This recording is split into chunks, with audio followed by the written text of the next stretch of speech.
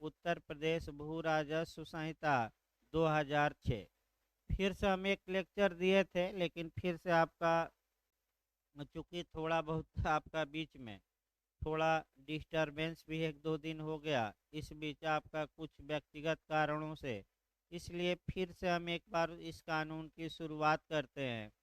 जो पहला लेक्चर रहता है वह अमूमन मान के चलिए एक भूमिका रहती है कानून की, और उसका निर्माण रहता है, और इस कानून में आपको पढ़ना क्या है ये बताया जाता है।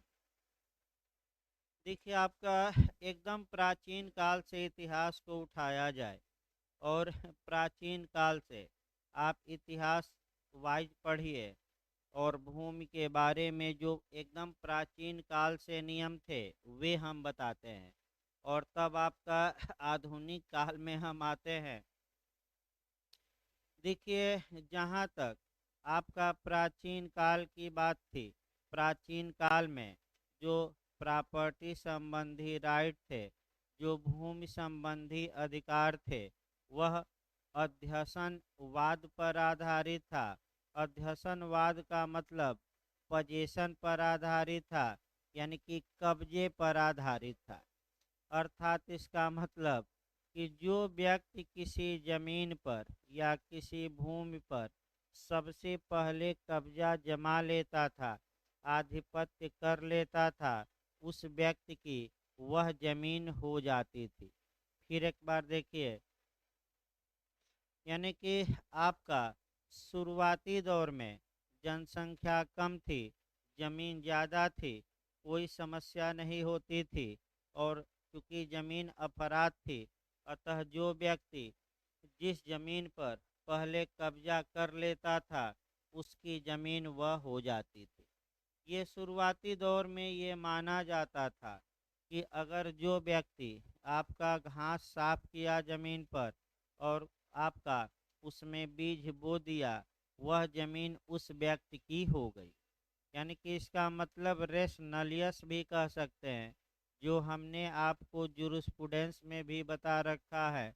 रेस नलियस यानी कि स्वामी विहीन वस्तु, अर्थात जिस वस्तु का कोई पूर्ववर्ती स्वामी न हो, तो जो व्यक्ति उस जमीन पर पजेशन या आधिपत्य या कब्जा कर लेता था, उस व्यक्ति की वह जमीन हो जाती थी, ये याद रखिए।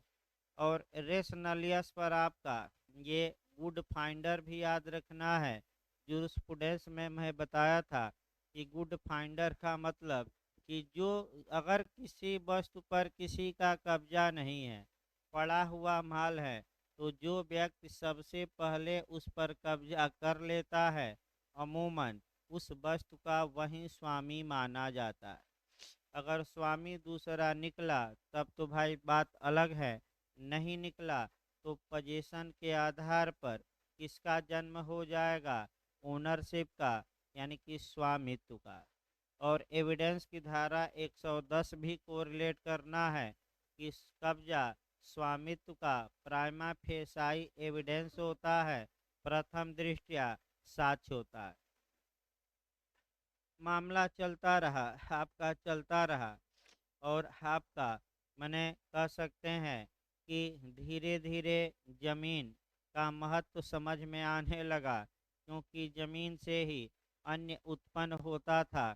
तो तत्पश्चात आपका अब होने क्या लगा कि जो लोग थे वह जमीन पर अपना खेती करते थे, और धीरे धीरे जो ये सम्राट या राजा महाराजा थे वह अन्य के उपज का कुछ भाग लेते थे। तो जहाँ तक प्राचीन हिंदू विधि का प्रश्न है, प्राचीन हिंदू विधि के तहत राजा को धर्म ग्रंथों में ये अधिकार दिया गया है कि वह उपज का सामान्य काल में 1/6 हिस्सा ही ले सकता है। इसका मतलब ये हुआ कि अगर 90 किलो अनाज उत्पन्न हुआ, तो 90 किलो में से सम्राट या राजा को आपको अनाज देना पड़ेगा 1/6 हिस्सा, यानी कि 15 किलो। अर्थात शुरुआती दौर में राजा को या सम्राट जो थे वह जमीन से उत्पन्न अनाज में या अन्य में हिस्सा लेते थे। और प्राचीन हिंदू विधि में आपका कह सकते हैं, यह जो हिस्सा था, याद रखिए, चौथा हिस्सा था 1/6। हिंदू धर्म शास्त्रों में ये भी व्यवस्था की गई थी कि अगर इमरजेंसी का काल है, आपातकाल है, तो आपातकाल में राजा 1/4 हिस्सा ले सकता है आपका अनाज का, यानी कि सामान्य 1/6, और आपातकाल में कितना अनाज का? 1/4। धर्म ग्रंथों में ये भी लिखा गया है कि राजा जो ये अनाज का हिस्सा लेता था किसानों से, जो भूमि थी उसके मालिक किसान होते थे। राजा इसलिए हिस्सा लेता था क्योंकि राजा जमीन की रक्षा करता था, फसल की रक्षा करता था किसानों की। यानी कि राजा इसलिए हिस्से का हकदार है कि वह बाहरी आक्रमणों से किसानों की जमीनें एवं फसलों की रक्षा करता है। इसलिए नहीं कि राजा मालिक है। जमीन की मालिक कौन मानी जाती थी उस समय? जनता। मामला चलता रहा। अब आपका कह सकते हैं आ गया मुस्लिम काल। मुस्लिम काल में भी लगभग मैं बता दूं यही व्यवस्था आपका ये जारी रही, लेकिन जो हिस्से की बात है वह हिस्सा आपका ज़्यादा हो गया सम्राट का। अर्थात मुस्लिम काल में ये जो प्राचीन में 1/6 हिस्सा अन्य का लिया जाता था उपज का, मुस्लिम काल में यह 1/3 हो गया। यानी कि मुस्लिम काल में सामान्यतः किसान जो अन्न उत्पन्न करते थे, यानी कि अगर 90 किलो अनाज उत्पन्न हुआ तो 1/3 यानी कि 30 किलो अनाज आपका सरकार ले लेती थी, यानी कि शासकों को देना पड़ता था। औरंगजेब के समय में यह जो हिस्सा था आपका 1/2 कर दिया गया। यानी कि अगर 100 किलो उत्पन्न हो आपके खेत में अनाज, तो 50 किलो अनाज आपको सम्राट को देना पड़ता था। यानी कि आपका तत्पश्चात चलते चलते आपका ये अकबर का काल आता है। अकबर के काल में उसके मंत्री टोडरमल थे, और इन्होंने आपका कह सकते हैं कि किस जमीन से कितना उपज का हिस्सा लिया जाए, ये टोडरमल ने इसका निर्धारण किया।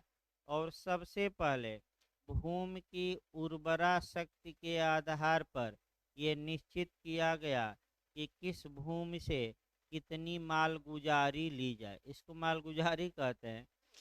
यानी कि अकबर के समय टोडरमल ने यह भूमि को 4 प्रकारों में बांटा, और उस भूमि से किस भूमि से कितना हिस्सा लिया जाए ये निर्धारित किया।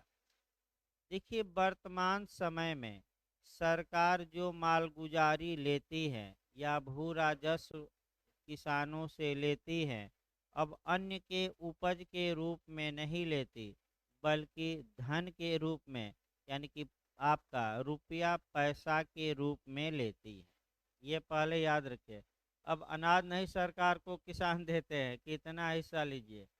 हाँ, वर्तमान समय में क्या दिया जाता है?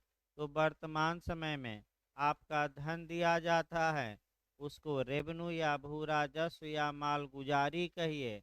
और मालगुजारी अगर कोई किसान नहीं दिया, तो ऐसी दशा में मालगुजारी कैसे वसूली जाएगी, इस बारे में हम व्यापक आगे प्रावधान पढ़ेंगे कि भू राजस्व या रेवेन्यू कैसे वसूला जाएगा किसी जमीन से।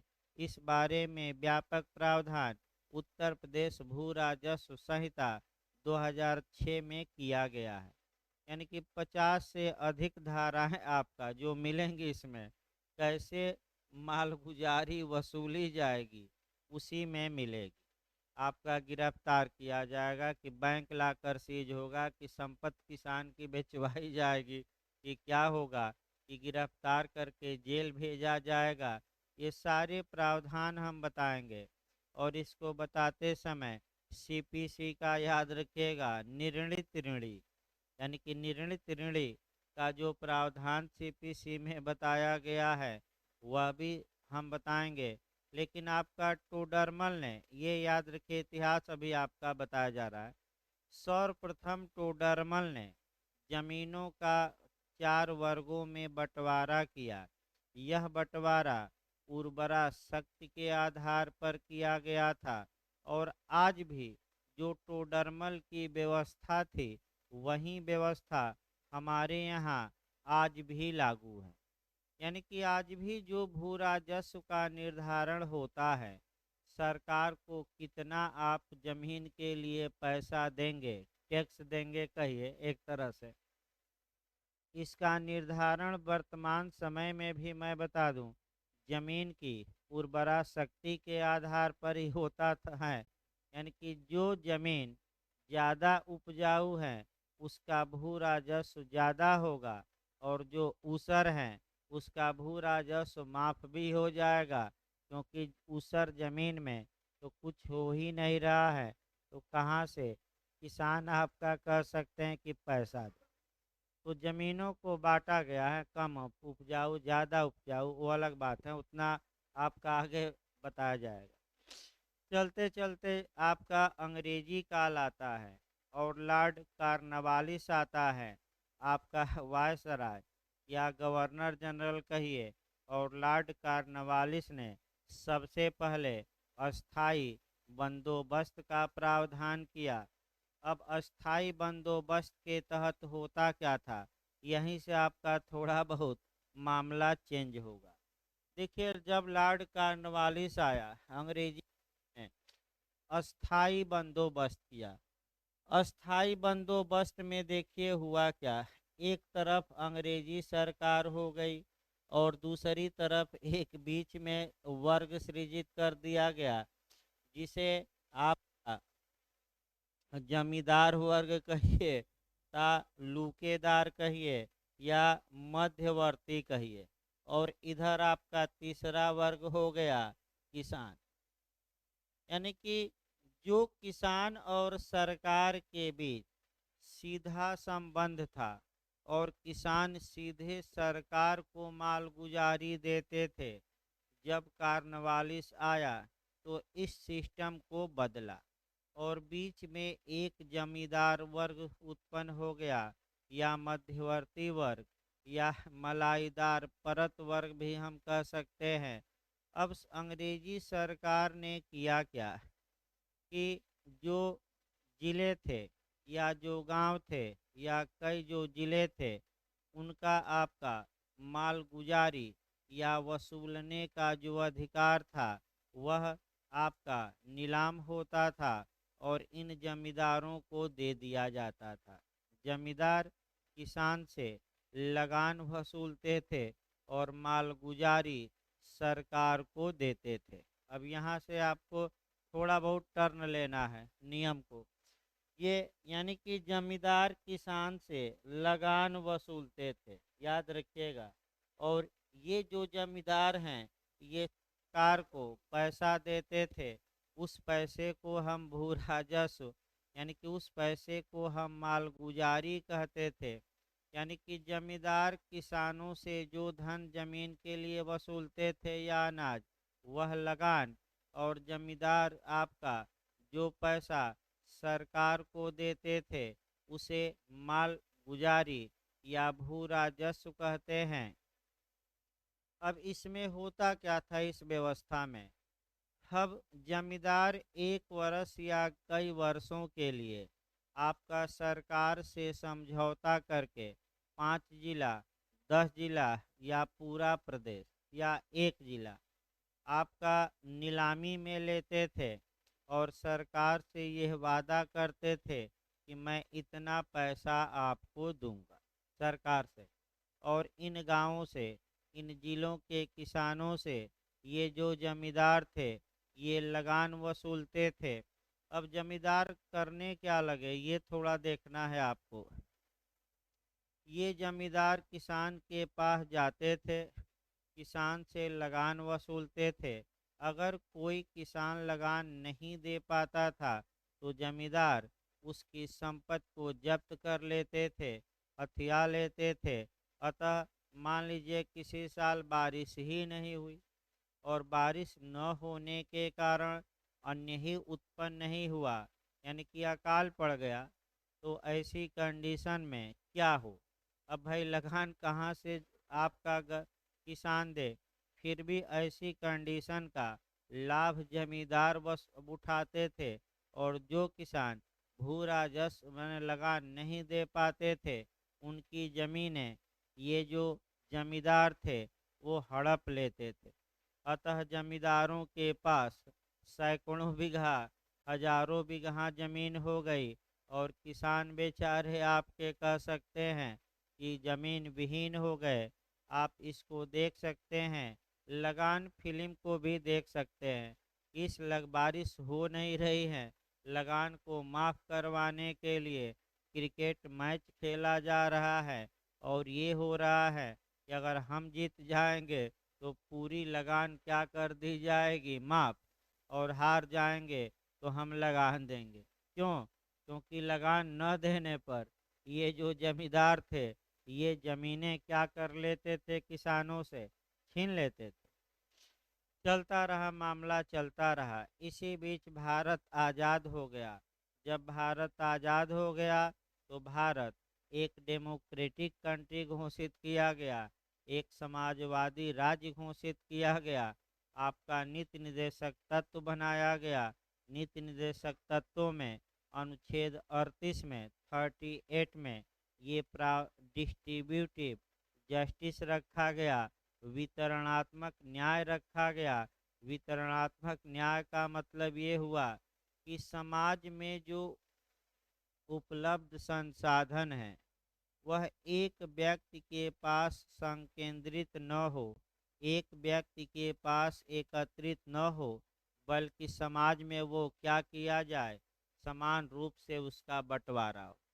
यानी कि ये न हो कि किसी के पास जमीन न हो वह भूखे मरे, और किसी के पास 5,000 बीघा जमीन हो, 500 बीघा जमीन, और वह खेती ही न कर पाता हो। ये जो स्थिति थी ये काफ़ी विकट थी। तो जब भारत आज़ाद हुआ तो ऐसी कंडीशन में तमाम राज्यों ने कानून बनाना शुरू किया, और कानून बनाकर ये पहले तो समाप्त ये करना था, जो जमींदारी वर्ग था, जो जमींदारी व्यवस्था थी, तालुकेदारी, मध्यवर्ती, इनको हटाया जाए, और जो किसानों का रिलेशन सरकार से क्या किया जाए, डायरेक्ट। तो वर्तमान समय में जो जमींदारी व्यवस्था, जमींदारों को नहीं समाप्त किया गया, जमींदार ये नहीं कि कह दे जमींदारों को मार दिया गया, जमींदारों को मारा नहीं गया, लेकिन जो जमींदारी व्यवस्था थी उस व्यवस्था को पूरी तरह क्या कर दिया गया, समाप्त। अब किसान डायरेक्ट किसको आपका भू राजस्व देते हैं, सरकार। बीच में कोई मध्यवर्ती नहीं है। यानी कि अब ये हुआ कि ये जो जमींदार हजारों बीघा जमीन पर काबिज थे उनका क्या किया जाए। तो उसके लिए एक प्रावधान ये बनाया गया कि आपका कानून बनाया गया, और कानून बनाकर ये कहा गया कि जो जमींदारों के कुएं, तालाब, जमीनें इत्यादि होगी, बाग बगीचा, वह राज्य सरकार में वेस्टेड हो जाएगी, निहित हो जाएगी। और राज्य सरकार ने उन जमीनों को ग्राम पंचायत को दे दिया, और ग्राम पंचायतों ने क्या किया कि जो निर्धन व्यक्ति था, जिसके पास जमीनें नहीं थी, उन जमीनों को उन लोगों को दिया गया जो भूमि विहीन थे, ताकि समाज में समता आए। जिसके पास भूमि न हो आपका, उसके पास भी भूमि हो, ये किया गया।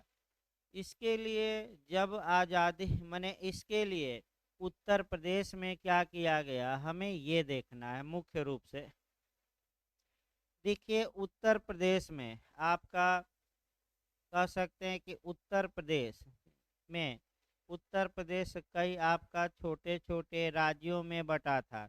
और लेकिन 24 जनवरी 1950 को कई हिस्सों को मिलाकर आपका माने उत्तर प्रदेश नाम रखा गया। इसके पहले इसका नाम संयुक्त प्रांत था, लेकिन अवध इत्यादि, आगरा, बनारस इत्यादि को मिलाकर इसका एक नाम रखा गया और वह नाम है उत्तर प्रदेश। और उत्तर प्रदेश की स्थापना की डेट भी वही मानी जाती है, 24 जनवरी 1950। अब देखिए इसके बाद क्या होने लगा, इसके पहले से थोड़ा हमें हल्का सा देखना है इतिहास। देखिए आपका 8 अगस्त 1946 को उत्तर प्रदेश की विधानसभा ने एक प्रपोजल पास किया और प्रस्ताव ये पास किया गया कि जमींदारी प्रथा का उन्मूलन किया जाए, एबोलिशन किया जाए, समाप्त किया जाए और भूमि व्यवस्था को यानी कि भूमि व्यवस्था को सही किया जाए। अतः तत्कालीन मुख्यमंत्री पंडित गोविंद बल्लभ पंत की अध्यक्षता में एक कमेटी बनती है। इसके उपाध्यक्ष हुकुम सिंह बनाए जाते हैं और अन्य मेंबर भी इसमें रखे जाते हैं। ये जो कमेटी थी इसने आपका रिपोर्ट अपनी प्रस्तुत की। इस रिपोर्ट के आधार पर उत्तर प्रदेश विधानसभा ने आपका कह सकते हैं कि एक कानून पास किया और वह कानून आपका था उत्तर प्रदेश जमींदारी विनाश एवं भूमि व्यवस्था अधिनियम 1950। फिर एक बार देखिए, उत्तर प्रदेश भूमि आप उत्तर प्रदेश जमींदारी विनाश एवं भूमि व्यवस्था अधिनियम 1950। जब ये पास कर दिया गया कानून आपका, तत्पश्चात आपका अब नियम देखिए, जब कोई कानून अगर विधेयक आपका मान लीजिए ये विधानसभा द्वारा पास कर दिया गया तो फिर उसे भेजा जाता है जहाँ जहाँ विधान परिषद है, विधान परिषद को विधान परिषद ने भी पास कर दिया। फिर अनुच्छेद 200 के तहत उसे राज्यपाल की अनुमति के लिए भेजा जाता है। राज्यपाल ने अनुमति न देकर राष्ट्रपति के लिए इस विधेयक को अनुच्छेद 200 के तहत आरक्षित रख लिया। तो आरक्षित विधेयकों पर भारत का राष्ट्रपति जो राज्य के विधेयक है किस अनुच्छेद के तहत अनुमति देते हैं, तो वह जो आपका अनुमति है आपका आर्टिकल 201, यानी कि जो राज्यपाल ने रिजर्व राष्ट्रपति के लिए इस विधेयक को रखा तो भारत के राष्ट्रपति ने आपका अनुच्छेद 201 के तहत इस विधेयक पर अपनी अनुमति प्रदान की और वह अनुमति आपका जो प्रदान की राष्ट्रपति ने 24 जनवरी 1951 को, यानी कि उत्तर प्रदेश जमींदारी विनाश एवं भूमि व्यवस्था अधिनियम आपका निर्माण की तिथि हो गई जो 26 जनवरी 1951। नहीं, ये 24 जनवरी है भाई, 24 जनवरी 1951, 26 नहीं 24 है। तत्पश्चात जैसे ही राष्ट्रपति ने अनुमति प्रदान की, उत्तर प्रदेश सरकार ने आपका 26 जनवरी 1951 को यानी कि 26 जनवरी 1951 को इसे आपका राजपत्र में प्रकाशित किया, नोटिफाइड कर दिया गया गजट में। अब इसी बीच थोड़ा आपका इतिहास का मैंने कन्वर्ट करना है, यानी कि इतिहास फिर एक बार जानना है। देखिए आपका यानी कि 24 जनवरी 1951 को उत्तर प्रदेश जमींदारी विनाश एवं भूमि व्यवस्था अधिनियम 1951 का निर्माण हो गया। अब इस कानून द्वारा अब चूंकि ये कानून बन गया और तत्पश्चात अब ये कानून लागू करने की बारी आई, तो जब लागू करने की बारी आई तो ये जो जमींदार थे, मध्यवर्ती थे, तालुकेदार इत्यादि जो थे, ये चले गए कोर्ट में। यानी कि इन्होंने हजारों याचिकाएं दायर, सैकड़ों हो गई, कोर्ट में हो गई, और ये कहा गया कि ये जो अधिनियम है ये संविधान का विरोधी है, संविधान का वायलेशन करता है, उल्लंघन करता है। अब थोड़ा हमारे संविधान में देखना है कि संपत्ति से संबंधित क्या प्रावधान है और उल्लंघन ये कानून करता है कि नहीं। पहला संपत्ति से संबंधित जो प्रावधान है अनुच्छेद 19(1)(f) में था। दूसरा आपका अनुच्छेद 31 में था। दो अनुच्छेद पहले याद रखिए। अनुच्छेद 19(1)(f) भारत के प्रत्येक नागरिक को संपत्ति की स्वतंत्रता प्रदान करता था, लेकिन इसे 44वें संविधान संशोधन अधिनियम 1978 द्वारा रिपील कर दिया गया इस संपत्ति संबंधी स्वतंत्रता को, और अनुच्छेद 1 जोड़ा गया, 300A जोड़ा गया, और आपका उसमें लिख दिया गया कि जो आपका ये संपत्ति है विधि बनाकर राज्य चाहे तो क्या कर सकता है, छीन सकता। यानी कि संपत्ति आपका मनमाना तरीके से नहीं छीनी जाएगी, तो क्या बनाकर छीनी जाएगी, कानून। कौन बना सकता है, राज्य। ये नियम है। दूसरा आपका जो सबसे महत्वपूर्ण इस कानून के आगे अड़चन थी वह आर्टिकल 31 थी। ध्यान में रखिएगा इसे। अनुच्छेद 31 आपका भारत के नागरिकों को ये अधिकार देता था, मौलिक अधिकार देता था कि वह संपत्ति का अर्जन करें, ग्रहण करें, और उनके संपत्ति संबंधी जो अधिकार होंगे वह सुरक्षित रखे जाएंगे।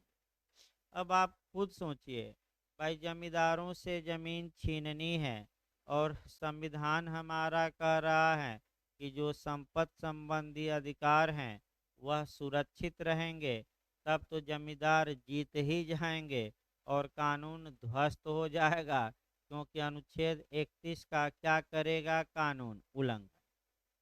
अब सुप्रीम कोर्ट, हाई कोर्ट में तमाम याचिकाएं दायर हो गई। इसी बीच आपका कह सकते हैं पंडित जवाहरलाल नेहरू ने आपका संसद में एक संविधान संशोधन लाया, प्रथम संविधान संशोधन, और उसके द्वारा आपका प्रावधान ये किया गया कि न तो बांस रहेगी और न बांसुरी बजेगी। यानी कि जो आपका सुधार की दिशा में जो अनुच्छेद 31 अड़ंगा डाल रहा है, जो संपत्ति के अधिकार को क्या मान रहा है, मूल अधिकार, इस अनुच्छेद को ही क्यों न समाप्त कर दिया जाए। तो इस अनुच्छेद को प्रथम संविधान संशोधन द्वारा क्या किया गया, समाप्त, और अनुच्छेद जोड़ दिए गए 31 और 31B। और ये हुआ कि आपका जब संपत्ति छीनी जाएगी तो क्या दिया जाएगा, प्रतिकर। यानी कि जब संपत्ति छीनी जाएगी, तो बाद में बदलाव आया कि जमीन जब छीनी जाएगी तो दिया क्या जाएगा, कुछ मुआवजा दे दिया जाएगा। अब आप ये कहेंगे कि अनुच्छेद 31 जो बाधा डाल रहा था कि जमीन कैसे छीनी जाए, इस आर्टिकल को ही फर्स्ट कॉन्स्टिट्यूशनल अमेंडमेंट द्वारा समाप्त कर दिया गया। यानी कि न बांस रहेगी और न बांसुरी बजेगी। इसी बीच एक और अनुसूची जोड़ी गई, और वह अनुसूची जोड़ी गई 9वीं। ध्यान में अब रखिए, 9वीं पर आ जाइए। इसी बीच एक शेड्यूल संविधान में जोड़ा गया, वह शेड्यूल था 9वां अनुसूची, 9th शेड्यूल जोड़ा गया, और उसमें ये प्रावधान किया गया कि जो कानून 9वीं अनुसूची में रख दिए जाएंगे, भले वे संविधान का उल्लंघन करते हो, भले वे मूल अधिकारों का उल्लंघन करते हो, आपका उसको चैलेंज कहीं नहीं किया जा सकता। यानी कि न्यायपालिका के हस्तक्षेप को रोकने के लिए या न्यायालय माने कानूनों को अवैध घोषित न करे, अर्थात न्यायिक पुनर्विलोकन न हो, जुडिशियल रिव्यू न हो, अर्थात न्यायपालिका को किसी कानून की वैधता अवैधता पर विचार करने से रोकने के लिए ही 9वीं अनुसूची जोड़ी गई। और ये प्रावधान किया गया कि जो कानून 9वीं अनुसूची में रख दिए जाएंगे वे न्यायिक हस्तक्षेप से क्या रहेंगे, बाहर। न्यायपालिका उसकी वैधता पर विचार कर सकती है कि नहीं, नहीं कर सकती। लेकिन आपका दो केस आया, एक वामन राव का आया और एक IR सिल्हो का। एक वामन राव का आया और दूसरा IR सिल्हो का। वर्तमान में नियम ये है कि अगर 9वीं अनुसूची के किसी कानून से मूलभूत ढांचा डिस्टर्ब होता है तो हमारा न्यायपालिका उसकी वैधता की जांच कर सकती है। लेकिन क्या डिस्टर्ब होता हो, संविधान का बेसिक स्ट्रक्चर, वर्तमान जो नियम है। फिर बैक हुई अब आपका, क्योंकि अब आपका अनुच्छेद 31 रहा नहीं, तो जब अनुच्छेद 31 समाप्त हो गया तब सरकार ने राहत की सांस ली और आपका उत्तर प्रदेश जमींदारी विनाश एवं भूमि व्यवस्था अधिनियम आपका एक इस कानून को इन्फोर्स किया गया, लागू किया गया। और वह जो लागू होने की डेट है 1 जुलाई 1952, यानी कि 1 जुलाई 1952 को इस कानून को क्या किया गया, उत्तर प्रदेश में लागू किया गया। इसी को डेट ऑफ वेस्टिंग कहते हैं। डेट ऑफ वेस्टिंग का मतलब ये हुआ कि जो जमींदारों, तालुकेदारों, मध्यवर्तियों के अधिकार, कर्तव्य इत्यादि थे, जो उनकी जमीनें थी, वह किसमें वेस्टेड हो जाएगी, किसमें समाहित हो जाएगी, राज्य सरकार में। भार सहित नहीं, भार रहित, यानी कि बंधक भी जमीन है तो कोई पैसा नहीं, बंधक गायब, और बिना बंधक के किसमें निहित हो जाएगी, सरकार में। इसी को कहते हैं निहित होने का सिद्धांत। तो निहित किस तारीख को हो गई राज्य सरकार में ये सब संपत्तियां, 1 जुलाई 1952 को। इसी डेट को हम डेट ऑफ वेस्टिंग कहते हैं। मामला चलता रहा। आपका भाई समय के साथ परिवर्तन हुआ, तमाम कानून रहे, चलते रहे, तो तमाम कानून छोटे छोटे भी चलते रहे इलाकों में, और ये कानून भी चलता रहा।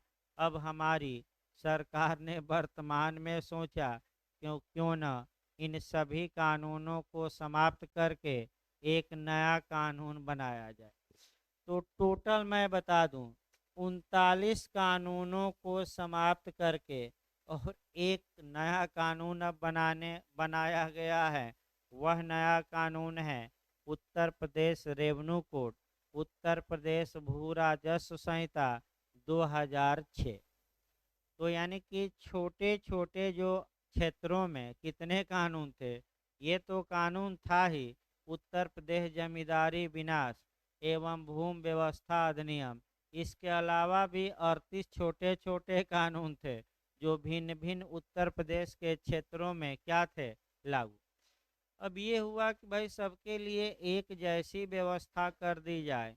ज़्यादा आपका व्यवस्थाएं इधर उधर हैं, पढ़ने में भी दिक्कत होती है, तो इसके लिए ये नियम बनाया गया कि सब पुराने कानून रिपील करिए और एक नया कानून क्या किया जाए, बनाए। तो उत्तर प्रदेश जमींदारी विनाश एवं भूमि व्यवस्था अधिनियम जो कानून था वर्तमान समय में रिपील कर दिया गया है, और इसकी जगह पर अब एक नया कानून आ गया है उत्तर प्रदेश भू राजस्व संहिता 2006। यानी कि अब जो जमीन जायदाद का मामला गवर्न होगा वह आपका किस कानून से होगा, उत्तर प्रदेश भू राजस्व संहिता 2006 से। तो पुराने कानून का भले हमने इतिहास बताया शुरुआती दौर से, लेकिन वर्तमान में अब वह कानून उत्तर प्रदेश में लागू है कि नहीं, तो लागू नहीं है। तो टोटल 39 कानूनों को याद रखिए, छोटे छोटे जो कानून थे समाप्त करके, और नया कानून क्या किया गया है, बनाया गया।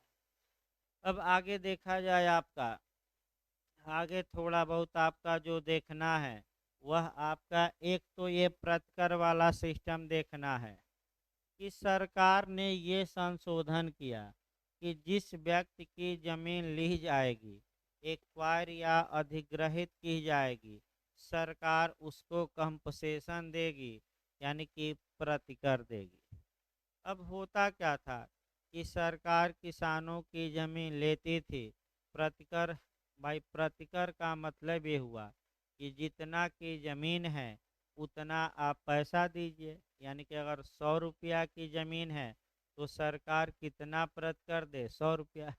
तो सरकार कम प्रतिकर देती थी, ज़मीन ले लेती थी, 25 रुपया दी, 50 रुपया दी, फिर किसान हाई कोर्ट में याचिका दायर करते थे, फिर आपका किसान जीतते थे और हाई कोर्ट आदेश देता था कि कंपसेशन का मतलब ये हुआ कि जितना आपका दाम था ज़मीन का पूरा पैसा देना, आधा तिहाई नहीं। तो सरकार ने ये सोचा कि खजाना खाली हो जाएगा ऐसे तो आपका, तो सरकार ने प्रतिकर को समाप्त किया शब्द को, और प्रतिकर की जगह संशोधन करके रकम लिख दिया। यानी कि दोनों में अंतर है। रकम का मतलब जो सरकार क्या करे, निर्धारित करे। कंपसेशन का मतलब ये हुआ कि जितना नुकसान हुआ है उतनी भरपाई करिए, और रकम तो मतलब कोई भी रकम, 10 रुपया भी, 20 रुपया भी। इसका भी किसानों ने काफ़ी विरोध किया।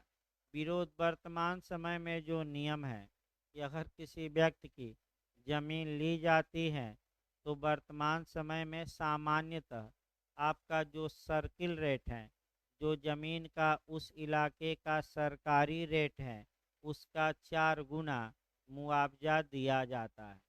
यानी कि अगर सरकारी रेट किसी इलाके के ज़मीन का आपका 10 लाख रुपया है तो सरकार उसका 4 गुना मुआवजा दे रही है, यानी कि किसानों को 40 लाख। इसीलिए अब विरोध थोड़ा कम हो रहा है। आपका आपका जैसे कि मान लीजिए, अब यहाँ आपको दो हितों में टकराव भी देखना है। एक होता है पर्सनल इंटरेस्ट और दूसरा होता है पब्लिक इंटरेस्ट। पर्सनल इंटरेस्ट आपका व्यक्तिगत हित है, आप किसान हैं तो आपका व्यक्तिगत हित है कि हमारी ज़मीन सरकार द्वारा न छीनी जाए, क्योंकि हम इस पर खेती करेंगे और अन्य उपजाएंगे। सामाजिक या लोकहित ये कहता है कि अगर समाज को आवश्यकता है आपके ज़मीन की, जैसे कॉलोनी बनाना है, विश्वविद्यालय बनाना है, सड़क बनाना है, अस्पताल बनाना है, रेलवे ट्रैक बनाना है, कारखाना बनाना है, पार्क बनाना है, तो सरकार आपकी ज़मीन को छीन सकती है। ये सार्वजनिक मामला है, पब्लिक आपका इंटरेस्ट का मामला है। तो जहाँ भी पब्लिक इंटरेस्ट और प्राइवेट इंटरेस्ट में टकराव होता है, हर एक विद्वान जूरिस्प्रूडेंस का यही कहता है कि पब्लिक हित क्या होगा, यानी कि लोक हित क्या होती है, सरोज। तो आपकी ज़मीन छीनी जा सकती है, आपका किस क्या दिखाकर सरकार छीन सकती है, पब्लिक इंटरेस्ट। और देखिए मान लीजिए रोड के किनारे आपकी ज़मीन है, तो ऐसी कंडीशन में रोड चौड़ा करना है तो कहाँ से होगा, आकाश के से तो ज़मीन लाई नहीं जाएगी। तो आपकी ज़मीन का कुछ हिस्सा क्या होगा, एक्वायर होगा, आपको नोटिस जारी होगी, जो खातेदार होंगे उनको पैसा दे दिया जाएगा आपका।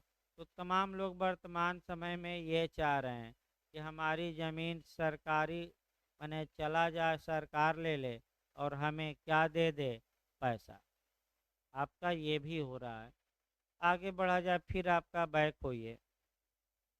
देखिए, जब ये कानून बन गया तो दूसरा मॉडल थोड़ा शुरू किया जाए। अब खातेदार देखा जाए। खातेदार का मतलब ये हुआ टेनेंट, टेन्योर, यानी कि कृषक या हम काश्तकार कहते हैं। यू उत्तर प्रदेश जमींदारी विनाश एवं भूमि व्यवस्था अधिनियम के लागू होने के पूर्व कुल 14 प्रकार के काश्तकार थे। याद रखिए, यानी कि कितने प्रकार के किसान थे? 14। यानी कि इसका मतलब ये हुआ कि उत्तर प्रदेश में जो ये कानून पुराना हमने बताया, उसके लागू होने के पहले आपका कुल 14 प्रकार के किसान थे, काश्तकार थे। खातेदार कहिए या आप ये कहिए कि काश्तकार भी कह सकते हैं, यानी कि खेती करने वाले।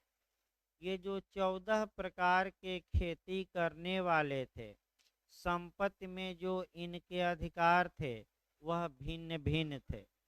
यानी कि जो संपत्ति में अधिकार थे, किसी को केवल कब्जे का अधिकार था, कोई ये था कि केवल जोत बो सकता था, कोई पूर्ण स्वामी था, भाई कोई अंतरण भी कर सकता था, किसी के पास ये था कि मालिक की सहमत से केवल कब्जा पाए हैं, किसी को लगान पर खेत मिला था, स्वामी नहीं था। यानी कि भिन्न भिन्न भौमिक अधिकार, भौमिक यानी कि जमीन संबंधी अधिकार रखने वाले टोटल आपका 14 प्रकार के किसान थे इस कानून के लागू होने के पहले।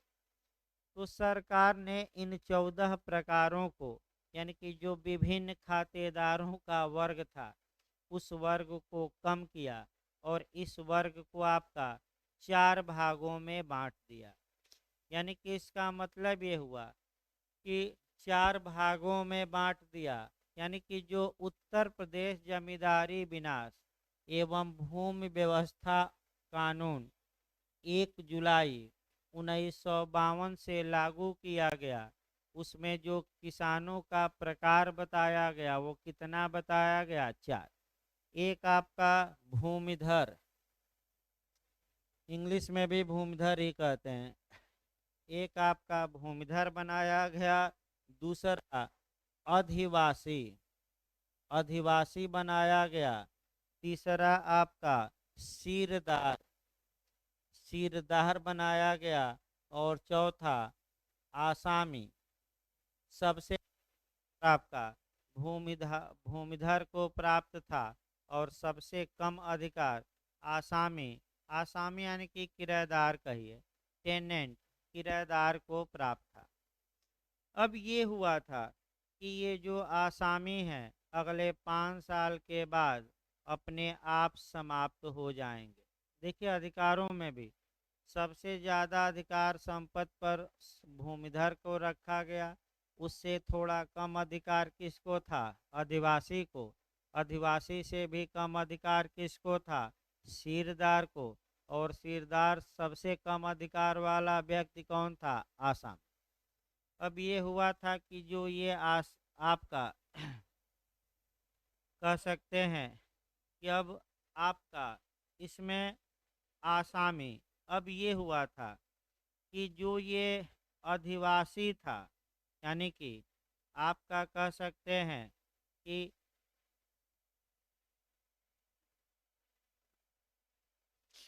देखिए, अब ये था कि जो ये अधिवासी हैं, इनके बारे में आपका प्रावधान ये किया गया था कि ये 5 साल बाद अपने ही समाप्त हो जाएंगे।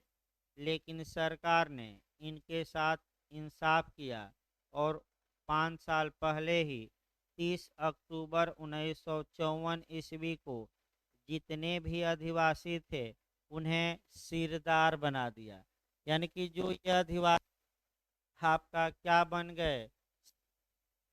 आपका इसके बाद आपका फिर 1977 आया और 1900 में सिरदार को भी समाप्त किया गया। घर को 2 वर्गों में बांट दिया। एक आपका संक्राम्य अधिकार वाला भूमिधर और दूसरा असंक्राम्य अधिकार वाला भूमिधर। जो संक्राम्य अधिकार वाला भूमिधर, फिर एक बार याद रखिए, यानी कि जो ये भूमिधर था उसको कितने वर्गों में बांटा गया, सिरदार को समाप्त किया गया। और भूमिधर को कितने वर्गों में बांटा गया, दो वर्गों में। एक आपका जो कहा जाता है बीटीआर। बीटीआर का मतलब आपका बी टी आर, शॉर्टकट में भी याद रखिए, Bhumidhar with transferable right. Bhumidhar with transferable right, shortcut में इसे बी टी आर हम कहेंगे। और दूसरा होगा भूमिधर विथ नॉन ट्रांसफरेबल राइट, यानी कि आपका इसको कहेंगे बी एन टी आर। मैंने शॉर्टकट में ही बताया जाएगा, फिर एक बार देख लीजिए। यानी कि संक्राम्य अधिकार वाला भूमिधर तो बी टी आर हम कहेंगे भविष्य में। बी टी आर जब भी कहा जाए इसका मतलब ये हुआ कि ऐसा किसान जिसे अपनी जमीन को अंतरित करने का क्या है, हक है, बेच दे, दान दे दे, पट्टा दे दे, ये हक है, बंधक रख दे, तो उसको बी टी आर कहेंगे। यानी कि संक्राम्य अधिकार वाला भूमिधर एक ऐसा किसान है जो जोते बोए मरने के बाद उसकी जमीन उसके उत्तराधिकारियों को मिलेगी, लेकिन एक काम नहीं कर सकता, संक्रमण या ट्रांसफर या अंतरण करने का अधिकार उसे नहीं है। तो इसको कहेंगे B N T R, Bhumidhar with non transferable right. Hindi में असंक्रमणीय अधिकार वाला भूमिधर, यानी कि ऐसा जमीन का मालिक जिसे अपने जमीन को ट्रांसफर करने का राइट नहीं है। अब आप ये कहेंगे कि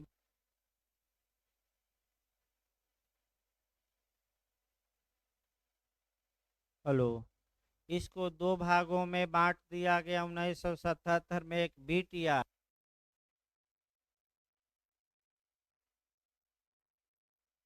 एक बी एन टी आर। और आसामी यानी कि किराएदार किराएदार रह गया। एक 1986 ईस्वी में एक और भूमिधर बनाया गया, और वह था सरकारी पट्टेदार, यानी कि सरकार जिन लोगों को जमीन क्या करती है, लीज पर देती है, तो सरकारी पट्टेदार। सतर्क रहना है आपको। जो वर्तमान समय में उत्तर प्रदेश भू राजस्व संहिता 2006 बनी है, इन चारों किसानों को, खातेदारों को या कृषकों को बनाए रखा गया। तो वर्तमान समय में पूछा काश्तकारी कितने प्रकार की हैं, तो वर्तमान में कितने प्रकार की, चार।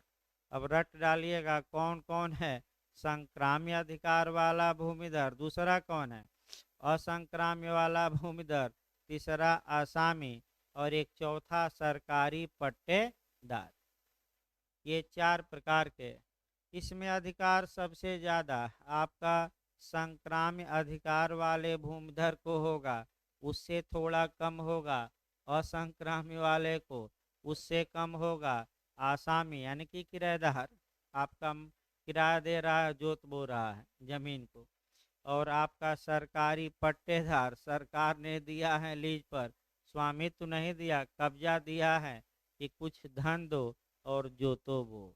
तो वर्तमान में जो काश्तकारी हैं, किसान हैं, खातेदार हैं, वो याद रखिए कितने प्रकार के, चार।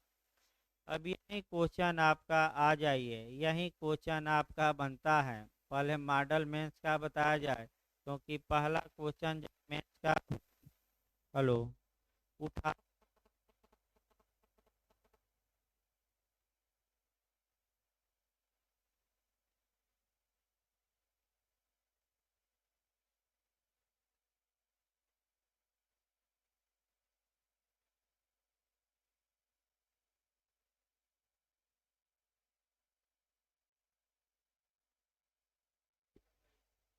ये जो आपका माने जो शुरुआत की जाती हैं उत्तर प्रदेश भू राजस्व संहिता में, मैंने थोड़ा बहुत और कानून के बारे में सामान्य बातें बताकर और डायरेक्ट इन चारों को चलना है।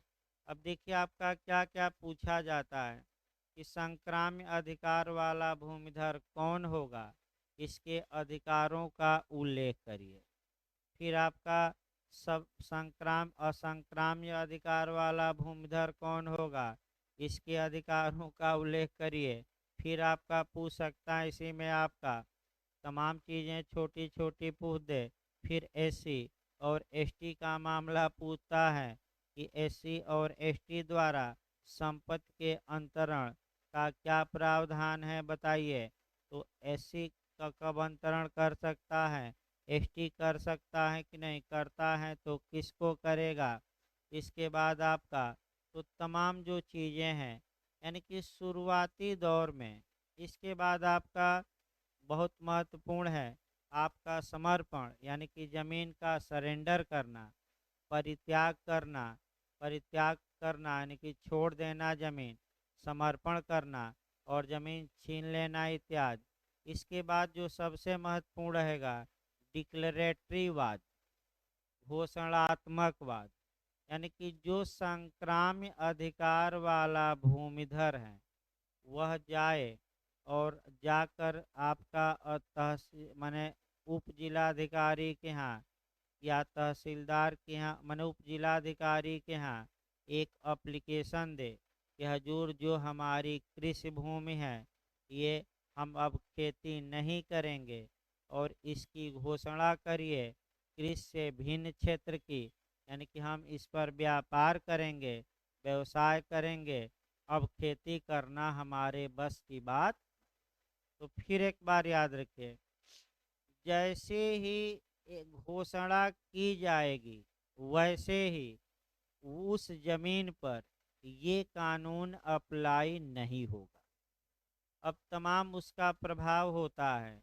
जैसे कि मान लीजिए आपका एससी कैटेगरी का व्यक्ति है या एसटी का ही व्यक्ति है, तो आपका अगर एसटी का व्यक्ति है, कृषि भूमि है, तो दूसरे वर्ग को वह ट्रांसफ़र ही नहीं कर सकता। अब समस्या ये आएगी कि अगर वह घोषणा पा लिया तो इस कानून से उसकी ज़मीन कहाँ चली जाएगी, बाहर, और तब ट्रांसफ़र कर सकता है। लेकिन कृषि भूमि का ट्रांसफ़र करने का अधिकार तो लोग करते क्या है ये देखिए। एक तो मान लीजिए एससी या एसटी की ज़मीन है तो भाई विक्रय विलेख में ये लिखते ही नहीं किस वर्ग की ज़मीन है, पहला छोड़ देते हैं। दूसरा आपका अंतरण करा लिए, कब्जा ले लिए, लेकिन आपका नाम भी लेखपाल साहब को देकर पैसा वैसा चढ़वा लेते हैं, लेकिन कभी जांच हो गई भाई फर्जी फर्जी ही रहता है, इसमें कोई शक नहीं।